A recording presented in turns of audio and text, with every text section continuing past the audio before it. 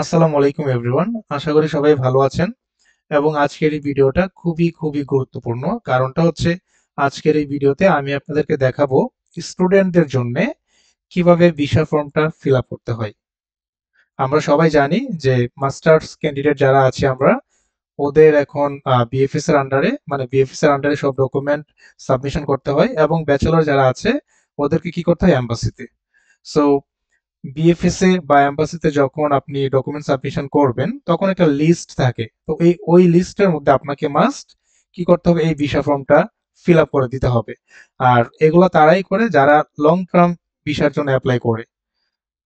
So আজকের এই ভিডিওতে আমি আপনাদেরকে দেখাবো যে কিভাবে এই ভিসা ফর্মটা ভালো করে ফিল আপ করতে হয়। এবং এই ভিডিওটা করার উদ্দেশ্য হচ্ছে আমাদের মাঝে অনেকে আছি যারা এই ভিসা ফর্মটা ফিল আপ করার সময় অনেক ধরনের কনফিউশনে ভুগি। যেমন এইখানে আনসারটা কি হতে পারে, বা এখানে আমি কি দিব, ওখানে আমি কি দিব। সো আজকের এই ভিডিওতে আমি সেটাই ভালো করে দেখাবো, যেন এই ভিডিওটা দেখার পরে আপনাদের কারো কোনো কনফিউশন না থাকে। সো শুরু করা যাক। ফার্স্ট অফ অল আপনারা যে কোনো একটা ব্রাউজারে যাবেন। আমি ক্রোম ব্রাউজারে গেলাম। তো ওখানে আমি লিখবো যে আপনার, দেখেন একটা জিনিস এসে পড়েছে অটো, যে German embassy Dhaka student visa application form. তো এটাতে আমি ক্লিক করব, এন্টারে ক্লিক করব। ওকে, তারপর দেখেন এরকম একটা ইন্টারফেস আসছে যে German embassy Dhaka information regarding study visa federal foreign office. So আমি এখানে ক্লিক করব। এখানে ক্লিক করার পরে দেখবেন এখানে লেখা আছে যে information regarding study visa. So এখানে অনেক কিছু লেখা আছে, আমরা সবকিছু এখন আপাতত পড়বো না। আমরা দেখেন কি দেখবো, আমরা একটু নিচে যাচ্ছি। এখানে একটা জিনিস আছে যে before submitting your application please prepare the documents in the following order. এই যে এখানে যে ডকুমেন্টস গুলো থাকে ওইগুলো আপনার সবকিছু বাই অর্ডার দিতে হয় আর কি, মানে সবকিছু অ্যারেঞ্জ করতে হয় বা অ্যারেঞ্জ থাকতে হয়। সো আমি কি করব, এখানে অ্যাপ্লিকেশন ফর্মটা মানে ভিসা অ্যাপ্লিকেশন ফর্মটা ফিল আপ করবো।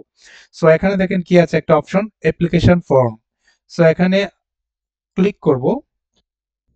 ভিসা অ্যাপ্লিকেশন ফর্মে ক্লিক করার পরে দেন এরকম একটা ইন্টারফেস আসে।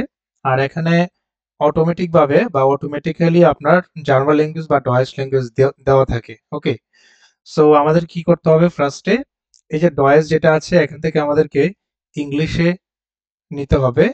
দেন এখানে দেখেন কি আছে, অনেকগুলো অপশন, যে ভিআইডিইএক্স। ওকে, লং টার্ম স্টে, মানে আমরা জানি, আমি বলেছিলাম আরো আগেই যে এটা হলো লং টার্ম ভিসার জন্য যারা অ্যাপ্লাই করে তাদের কি করতে হয়, এই ভিসা ফর্মটা ফিল আপ করতে হয়। এখানে আছে কি new application scan barcode import data, এগুলো আমি পরে বোঝাবো যে এগুলো আসলে কি। তো ফার্স্ট অফ অল দেখেন একটা জিনিস এখানে, যে এখানে অনেকগুলো জিনিস দেওয়া আছে, যেমন personal details, contact data, identification papers, travel data, reference, এবং কি আছে মিনস অফ সাপোর্ট। তো এখানে কি আছে, সবগুলো রেড কালার হয়েছে।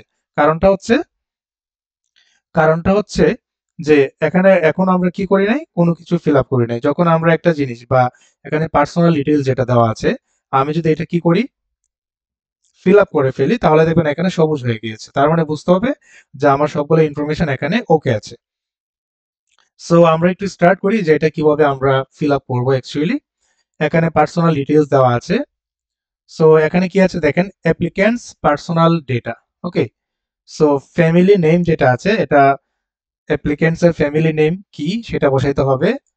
যেমন আমি বসাচ্ছি আহমেদ। তারপর নেম এট বার্থ অথবা ফর্মার ফ্যামিলি নেমস, এগুলো এটা দেওয়া দরকার নাই। আর একটা জিনিস মনে রাখতে হবে, এই যে স্টার চিহ্ন যেগুলো আছে এগুলো হলো ম্যান্ডেটরি, আপনাকে মাস্ট দিতে হবে। আর এখানে কিছু নাই, তার মানে এটা আপনি ফিল আপ না করলেও সমস্যা নেই। দেন এখানে কি আছে, ফার্স্ট নেম। তো আমরা জানি ফার্স্ট নেম এবং ফ্যামিলি নেমের মধ্যে পার্থক্যটা হচ্ছে ফার্স্ট নেম হচ্ছে আপনার প্রথম নেম। তো প্রথম নেম এখানে কি আছে, সাব্বির। আর লাস্ট নেম হচ্ছে আহমেদ। সো ফার্স্ট নেম এখানে সাব্বির, আর ফ্যামিলি নেম হচ্ছে এখানে কি আহমেদ। এই জিনিসটা মনে রাখতে হবে আপনাদের। তারপর ডেট অফ বার্থ, পাসপোর্ট দেখে দেখে লিখবেন এগুলা, যেন কোথাও যেন কোনো ভুল না হয়।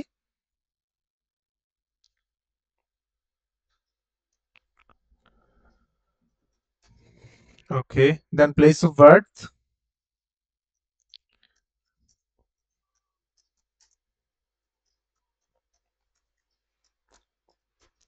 তারপর কান্ট্রি অফ বার্থ, কান্ট্রি হচ্ছে বাংলাদেশ, বাংলাদেশ সিলেক্ট করলাম এখানে।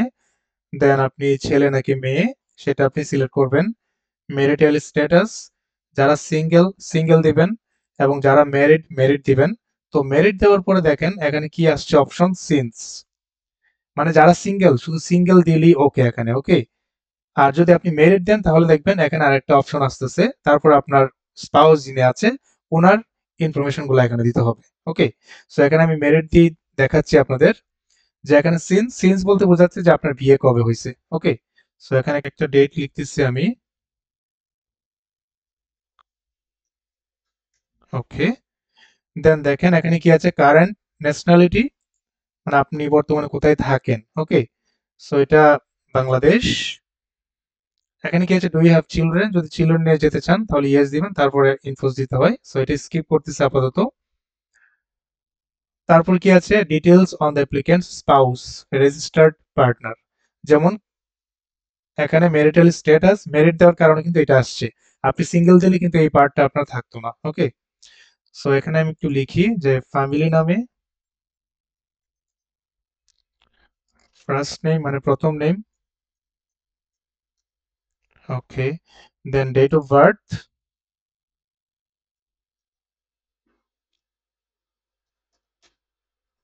দেন place of birth,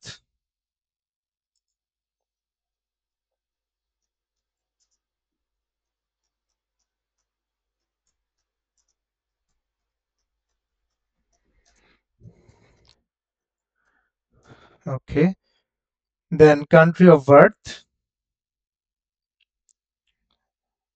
Bangladesh, place of residence means সে কোথায় থাকে এখন।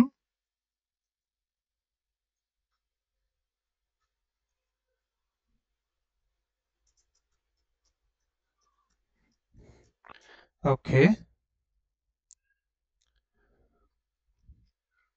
তারপর দেখেন কি আছে যে parents of the applicant. Okay, যে অ্যাপ্লিকেন্ট যিনি আছে ওনার বাবা মায়ের নাম কি। দেখেন এখানে কি আছে ফ্যামিলি নেম অফ ফাদার, তার মানে family name means last name কি। ওকে, দেন ফার্স্ট নেম মানে প্রথম নেম কি।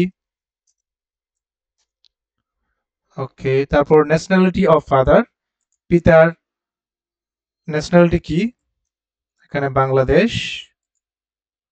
দেন ফাদার্স ডেট অফ বার্থ, এগুলো এনআইডি অথবা আপনার পাসপোর্ট দেখে দেখে লিখবেন যে ফাদার্স ডেট অফ বার্থ আসলে কত।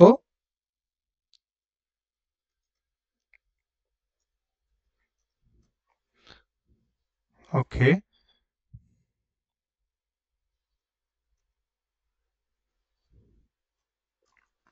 দেন ফাদার্স প্লেস অফ বার্থ মানে জন্মস্থান কোথায়।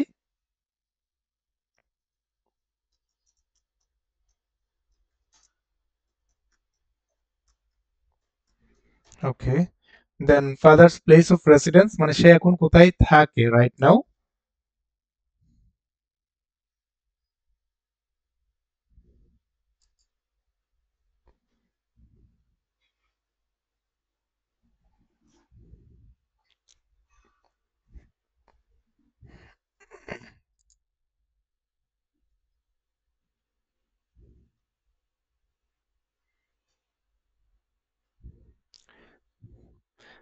Father's place of birth means সে মানে father's place of birth means যে সে কোথায় জন্মগ্রহণ করেছিল।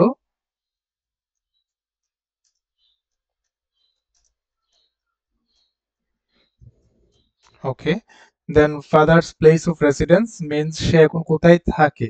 ওকে,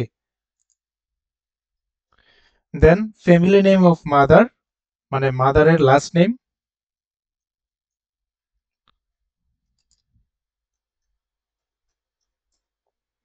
nationality of mother Bangladesh, then mother's date of birth.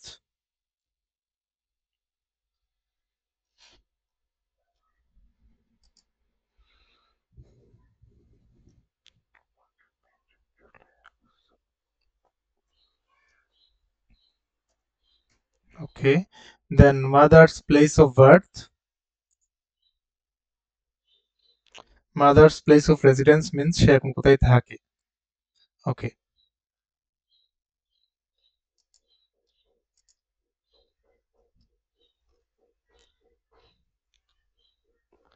তারপর এখানে কি আছে, অকুপেশন, অকুপেশন লার্ন, আপনার সাথে আপনি যে জব করতেছেন অথবা যদি জব না করে থাকেন বা কি করেন অ্যাকচুয়ালি কোনটার সাথে ম্যাচ হয় সবচেয়ে বেশি সেটা আপনি দিবেন। সো আমি এটা দিব যে স্টুডেন্ট ট্রেনি। সো একটা জিনিস দেখেন যে এই যে আমার পার্সোনাল ডিটেলস ফিল আপ করার পরে এখানে কি হয়ে গেছে, সবুজ হয়ে গিয়েছে। তার মানে কি এখানে সব ইনফোস দেওয়া আছে, ঠিক আছে। যদি এখানে যদি একটা মিসিং হতো তাহলে কি এখানে রেডি থাকতো, ঠিক আছে। সো এটা আমি একটু পরে দেখাবো আবার যে এটা আসলে কিভাবে হচ্ছে। দেন এখানে কি আছে, কন্টাক্ট ডেটা, মানে কন্টাক্ট ডেটা বলতে বোঝাচ্ছে তার সাথে আপনি কন্টাক্ট কিভাবে করবেন, অ্যাপ্লিকেন্ট যিনি আছে বা সে এখন কোথায় থাকে, লাইক এরকম। এখানে কি আছে দেখেন, current address and contact details.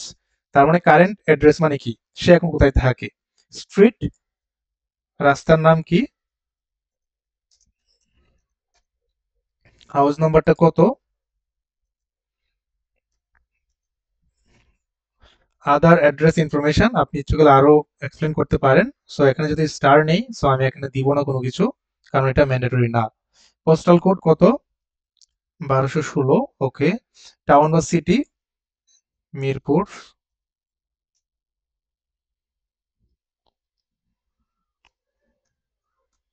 Mirpur Dhaka.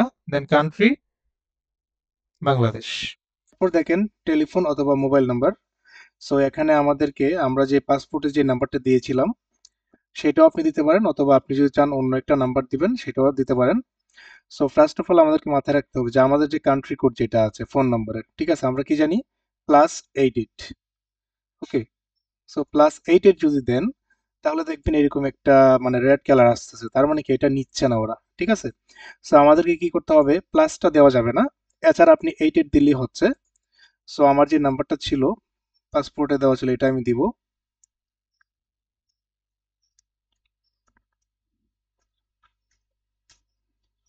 ওকে। তার মানে এখানে ফ্যাক্ট হচ্ছে যে আপনি যদি এখানে প্লাস দেন তাহলে দেখবেন এটা নিচ্ছে না, ইনপুট নিচ্ছে না। সো আমাদের কি করতে হবে, প্লাসটা দেওয়া যাবে না, 88 দিলে হচ্ছে, এটা হচ্ছে আমাদের কান্ট্রি কোড। ইমেইল, আমি এখানে ইমেইলটা দিব, সেই ইমেইলটা যে ইমেইলটা দিয়ে আমি কি করেছিলাম, অ্যাপয়েন্টমেন্টটা নিয়েছিলাম।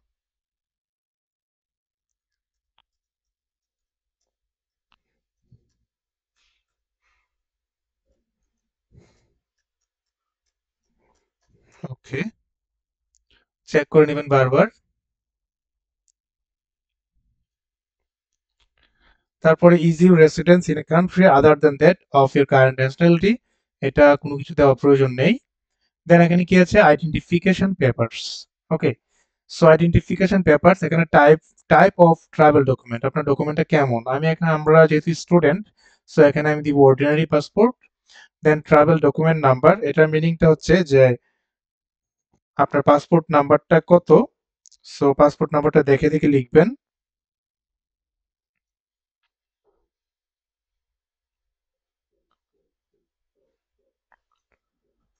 দেখে দেখে পাসপোর্ট নাম্বারটা লিখবেন সবাই।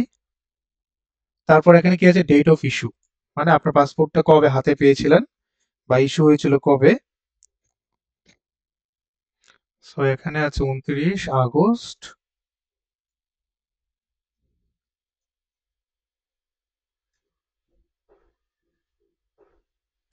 আর এখানে আরেকটা কথা বলি আমি, সেখানে এখানে কি দিয়েছিলাম, ট্রাভেল ডকুমেন্ট নাম্বার, এটা দিয়েছিলাম, তাই না।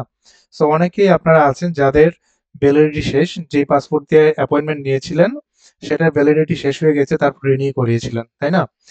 সো এখানে আপনি কি করবেন, এখানে অ্যাকচুয়ালি আপনি নতুন পাসপোর্ট নাম্বারটা দিবেন এবং আপনি বিএফএস এ যখন অ্যাপয়েন্টমেন্টটা নিবেন, ওকে, মাস্টার্স, মাস্টার্স ক্যান্ডিডেটদের কথা বলতেছি আমি, বিএফএস এ যখন অ্যাপয়েন্টমেন্ট নিবেন তখন আপনার পুরনো পাসপোর্টের নাম্বার দিতে হবে, রেফারেন্স নাম্বার দিতে হবে, কিন্তু আপনি যখন ভিসা ফর্মটা ফিল আপ করবেন তখন কি নতুন পাসপোর্ট নাম্বারটা দিতে হবে।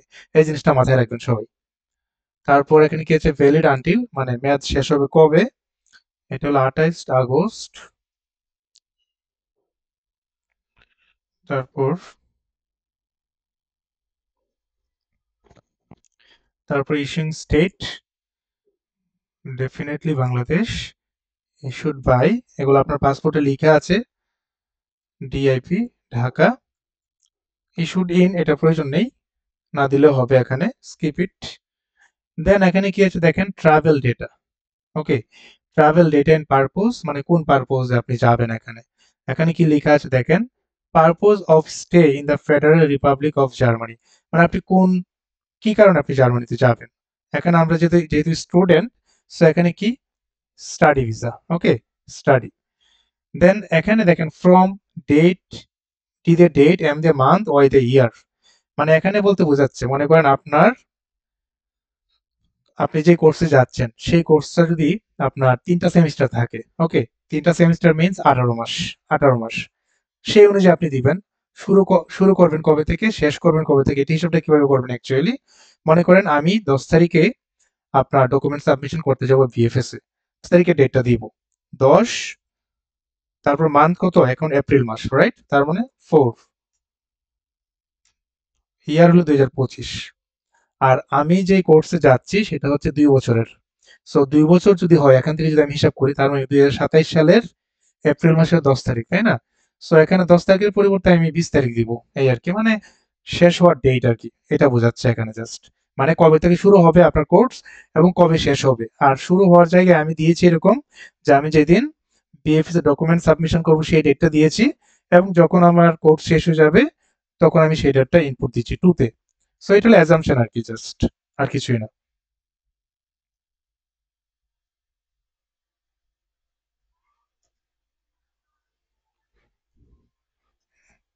আমার ভার্সিটির ক্লাস যেহেতু এই মাস থেকে শুরু, 14 তারিখ থেকে, আর 10 তারিখ যেহেতু আমি বিএফএস এর ডকুমেন্ট সাবমিশন করব, সো 14 তারিখের আগেই ডেটটা দিতে হবে মাস্ট, কারণ 14 তারিখ থেকে ক্লাস শুরু হয়ে যাবে, ওকে, এরপরে দিলে তো আর হচ্ছে না। সো 14 তারিখ থেকে যেহেতু ক্লাস শুরু, সো এর আগে ডেটটা দিবেন। দেন 2 বছর বা 1.5 বছর যাদের কোর্স যতদিন আছে সেই হিসাব করে আপনারা শুধু ডেটটা অ্যাজাম্পশন করে বসায় দিবেন, আর কিছুই না। এখানে কি আছে, I intend to stay for no longer than 12 months, এটা তো আর এখানে ইয়েস দিব না, কারণটা হচ্ছে আমরা তো 12 মাসের জন্য যাচ্ছি না, তাই না, আমরা যাচ্ছি লং টার্ম ভিসার জন্য, ওকে, বা লং টার্মের জন্য আমরা স্টে করার জন্য যাচ্ছি। দেন এখানে কি আছে দেখেন, রেফারেন্স, ওকে, রেফারেন্সে টাইপ অফ রেফারেন্স, এখানে যেহেতু স্টাডি দিয়েছিলাম তার মানে এখানে এডুকেশনাল এস্টাবলিশমেন্ট এগুলো এসে পড়েছে অলরেডি, রেফারেন্স এটা অলরেডি চলে আসছে, তো এটা হবে। দেন এখানে কি আছে, name of the educational establishment, মানে আপনি যে ইউনিভার্সিটিতে যাচ্ছেন ওই ইউনিভার্সিটির নাম কি, ওকে। সো প্রত্যেকটা ইউনিভার্সিটির মোটামুটি আপনার একটা জার্মান নাম থাকে, কিন্তু ইংলিশ নামটাই দিবেন। আমি আমার ইউনিভার্সিটির ইংলিশ নামটাই দিচ্ছি,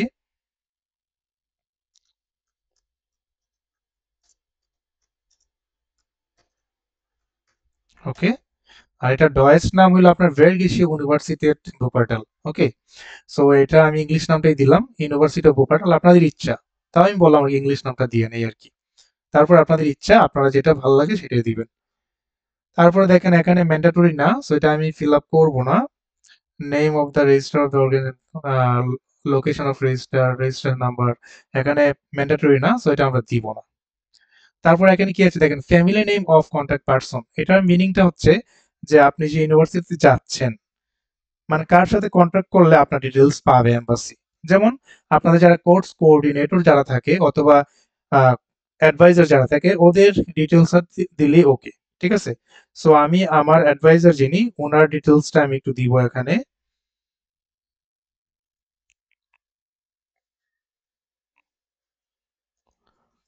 নয় মায়া। দেন ফার্স্ট টাইমটা আসলে কি,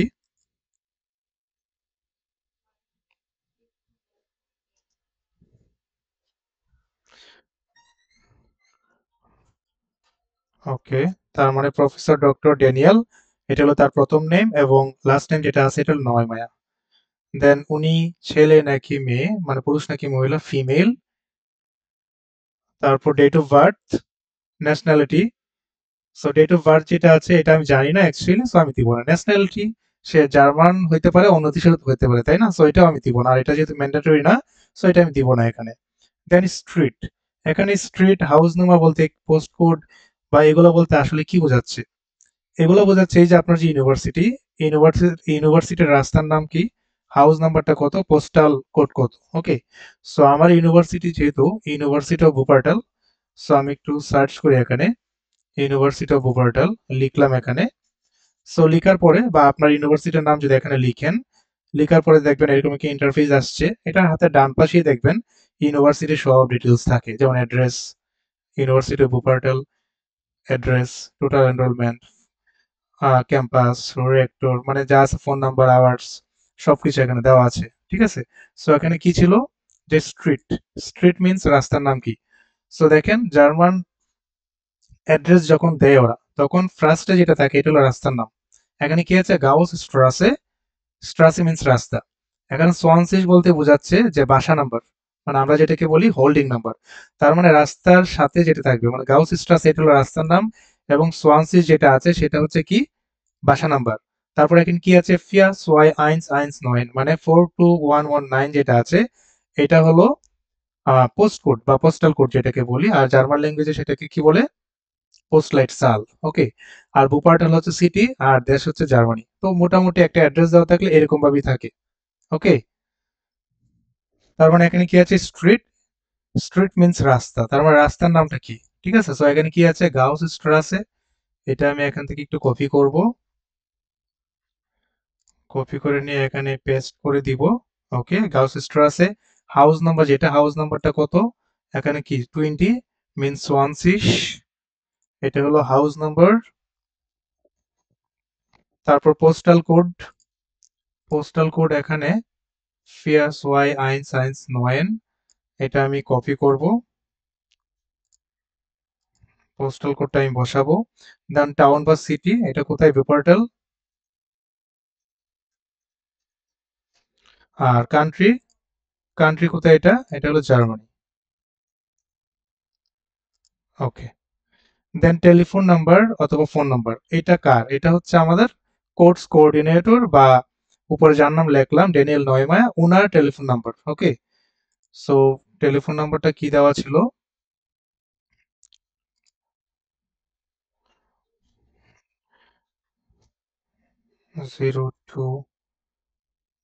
02024390। বারবার চেক করে নেবেন।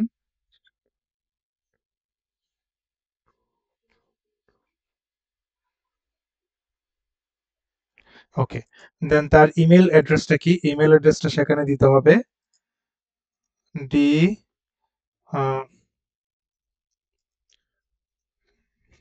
ওকে,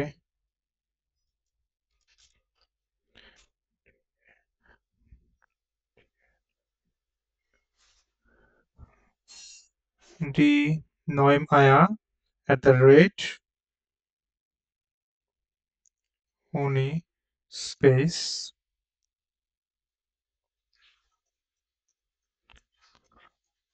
ডিই। ওকে। তার মানে দেখেন এখানে আমি দিলাম যে family name of contact person, মানে কার সাথে এম্বাসি কন্টাক্ট করলে আমার সব ইনফরমেশন পাবে, যে সে আসলে এখানে এনরোল আছে কিনা, লাইক এরকম। কিন্তু যদি এগুলো কখনই করে না, কিন্তু তারপরে দিয়ে রাখতে হয় আর কি। সো নয়মায়া প্রফেসর ডক্টর ড্যানিয়েল। ওকে। তারপর street, house number, postal code, town বা সিটি, সবই দিলাম এখানে।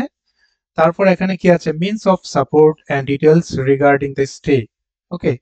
So what are you means of support, মানে কোন সাপোর্টে বা আপনি স্টে করবেন, এটা ম্যান্ডেটরি না, যেহেতু এটা আমি স্কিপ করব। এটা নো দেওয়া আছে, সো এটাও স্কিপ করব। সো এখানে postal code, postal code means এই যে আমি ইউনিভার্সিটি ভোপারটলে যে পোস্টাল কোডটা দিয়েছিলাম সেটাই আগিন বসাবেন। এটা আমি কপি করলাম এখান থেকে, দেন পোস্টাল কোড আমি একটু বসালাম। ওকে। দেন টাউন বা সিটি, ভোপারটল। ওকে। সিঙ্গেল রুমে দিবেন। So how will you be accommodated, মানে হচ্ছে আপনার বাসাটা কেমন। ওকে। সো বাসাটা কেমন, সিঙ্গেল রুম একটা দিয়ে রাখলেন, যে সিঙ্গেল রুম, যেহেতু আমরা স্টুডেন্ট, সো আমাদের সিঙ্গেল রুমেই অ্যাজ ইউজুয়াল হয়। তারপর এখানে কি আছে, যে do you intend to retain your permanent residence outside the Federal Republic of Germany, মানে বোঝাচ্ছে যে আপনি কি ইন ফিউচারে, মানে আপনি যে দেশ থেকে এসেছেন বা আমি যে বাংলাদেশ থেকে যাচ্ছি, আমি কি বাংলাদেশে ফেরত আসবো কিনা।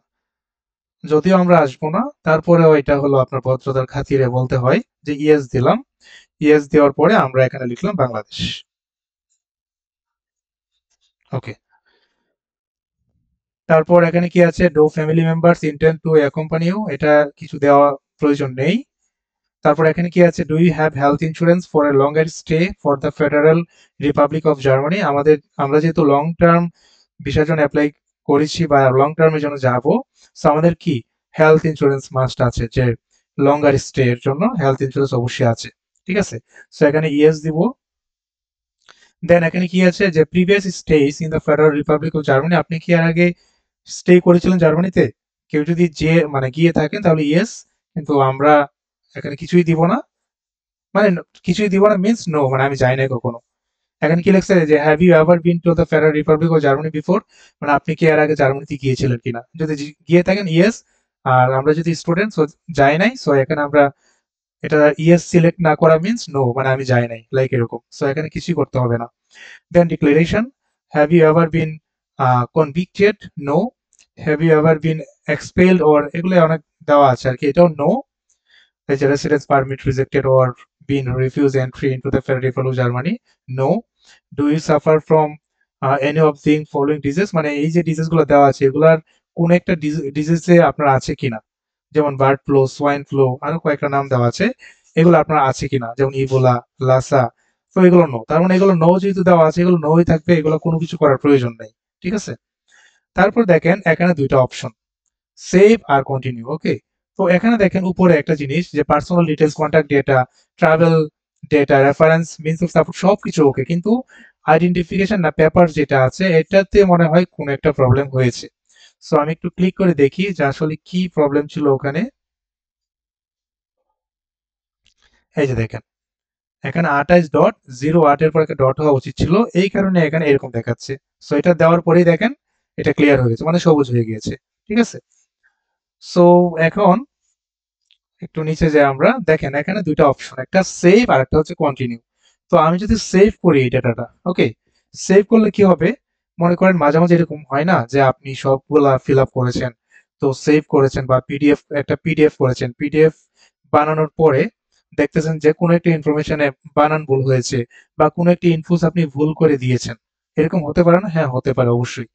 সো এই কারণে আমরা একটু সেভ করে রাখবো।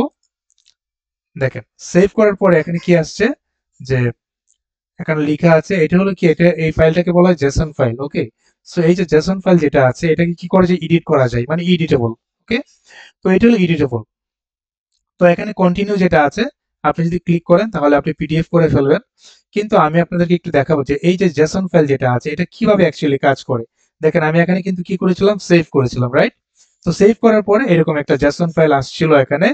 এখন এই যে জেসন ফাইল যেটা আছে এটা কিভাবে কাজ করে সেটা আমি আপনাদেরকে দেখাবো। তো আমি কি বললাম, জেসন ফাইলের সুবিধা হচ্ছে এটাই, যে আপনি সব ডেটা এগুলো সেভ করে রেখেছেন, যদি কোথাও ভুল হয় আপনি কি করতে পারবেন, এডিট করতে পারবেন। সো আমি আপনাদেরকে দেখাই যে এই ফাইলটা কিভাবে অ্যাকচুয়ালি কাজ করে। এখানে রিফ্রেশ দিয়ে ফেলে, আমি রিফ্রেশ দিলেই সব চলে যাবে। তো রিফ্রেশ দিলাম আমি এখানে, দেখেন এখানে যা যা আমি ডাটা ইনপুট করেছিলাম কোনো কিছুই নেই, তাই না? তার মানে সব চলে গিয়েছে। সো আমাকে কি করতে হবে, ডয়েস থেকে ইংলিশে নিতে হবে। ওকে, তো এখানে দেখেন নিউ অ্যাপ্লিকেশন স্ক্যান বারকোড, এখানে আছে ইম্পোর্ট ডেটা। ঠিক আছে, সো এখানে আমি কি করব, ইম্পোর্ট ডেটাতে ক্লিক করব। দেন সিলেক্ট ফাইল, এটা ডাউনলোড হয়ে ডাউনলোডে আছে। এই দেখেন জেসন ফাইল, এটাতে আমি ক্লিক করলাম, ওপেন করলাম। দেন এখানে যে ইম্পোর্ট আছে ওখানে আমি ক্লিক করলাম, দেখেন সব কিছু চলে আসছে। তার মানে এখানে যদি আপনার কোথাও ভুল হয়, ঠিক আছে, সেটা আপনি কি করতে পারবেন, কারেকশন করতে পারবেন বা এডিট করতে পারবেন। এটা হচ্ছে জেসন ফাইলের সুবিধা। সো আমরা কি করব, যে কন্টিনিউ গেলে মনে করেন আপনি ফিল আপ করছেন সব, আপনি যদি কন্টিনিউ ক্লিক করে ফেলেন তাহলে কিন্তু এটা সেভ হইলো না। ওকে, সো আমাদের কি করতে হবে, সেভ করতে হবে জেসন ফাইলটা, জেসন ফাইল করতে হবে। দেন আমরা যদি কন্টিনিউটা করি তারপর পিডিএফটা করব আমরা। দেখেন কন্টিনিউ আমি ক্লিক করলাম, এই যে ডাউনলোড পিডিএফ, এখানে যদি আমি ক্লিক করি এই যে পিডিএফটা হয়ে গিয়েছে এখানে। ঠিক আছে, 7 পেজের একটা পিডিএফ এখানে হয়ে গেছে, একটা পিডিএফ। সো দেখেন এখানে কি আছে,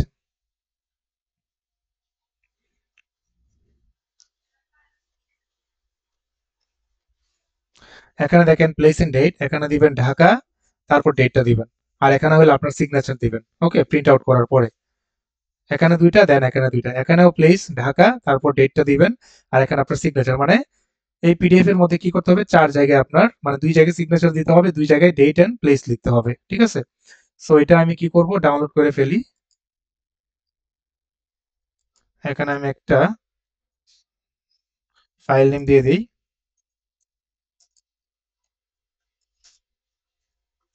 ভিসা ফর্ম, ঠিক আছে? এটা আমি ডাউনলোড অপশনে রাখলাম, দেন আমি সেভ করে দিলাম। তার মানে এটা সেভ হয়ে গেছে। ওকে, সো আশা করি সবাই আপনারা এই ভিডিওটা দেখার পর বুঝতে পেরেছেন যে কিভাবে অ্যাকচুয়ালি যে এই যে ভিসা ফর্মটা আছে এটা কিভাবে সুন্দর করে ফিল আপ করতে হয়। এবং কারো যদি কোথাও যদি কনফিউশন থাকে বা কোথাও যদি বুঝতে পারেন নাই, এরকম যদি ফিল হয়, তাহলে আপনারা একটু কমেন্ট বক্সে লিখবেন, আমি বুঝাই দেওয়ার জন্য চেষ্টা করব। ওকে, তারপরে বলতেছি যে এই ভিডিওটা দেখলে আর কোনো কিছু না বোঝার কোনো কিছুই থাকে না, তারপরে যদি প্রবলেম থাকে কমেন্ট বক্সে আপনারা লিখবেন।